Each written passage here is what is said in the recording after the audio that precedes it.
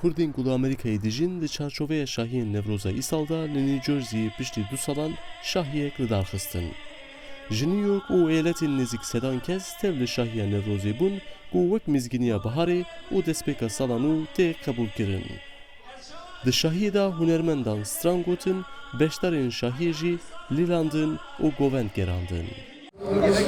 Ez vira pir kêf xweş dibim û ez hez dikim herkes bibînim. Ez hez dikim hevalê xwe re gazî bikim û ez dixwazim herkes bibînim tevîstanê vane û kinc.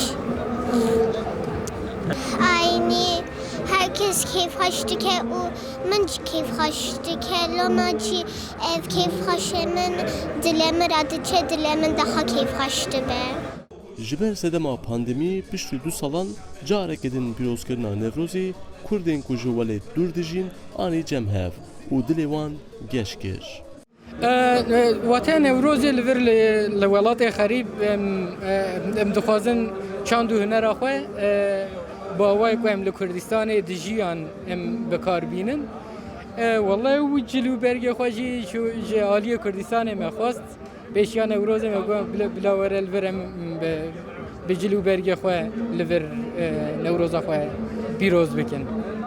Hêjeyê gotinê ku ne tenê Kurdên ku li Amerîkayê dijîn beşdarê Şahiya Newrozê bûn. Her wiha hin Amerîkî jî bi cilûbergên kemneşopî yên Kurdan re beşdarê Şahiyê bûn.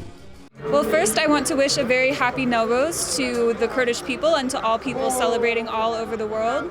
I'm here today wearing this lovely Kurdish dress, because I studied international relations, and during that time learning about the Kurdish issue and hearing about this cause of these millions of oppressed people denied basic rights.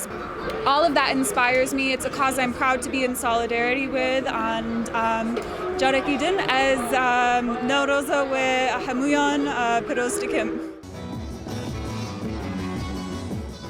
Uğur Yavuz jî yek şuvan kesena ku beşdarê Şahî bûbû û balkişan ser taybetmendiya Newrozê ji bo Kurdan.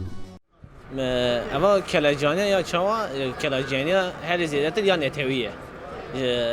Lewra em gelê xwe re dibin yek, gelê xwe re fikrê xwe ramanê xwe û ew netewa li agirê hunderê me de ya li zilmê be ya êrişkirina dewletê dinê be em li ya dihesin û tev re dihesin. Em li ya ser hev parve dikin, em yekî zanîbe, em digihîjînin radigihînin yek dinê, em tevê hev hîn dibe.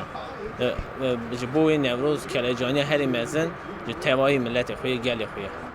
Mirovên ku bi cilûbergên xwe yên kemneşopî tev li Şahiyê bûn bi coşeke mezin Newroz pîroz kirin. Sinan Dengê Amerîka, New York.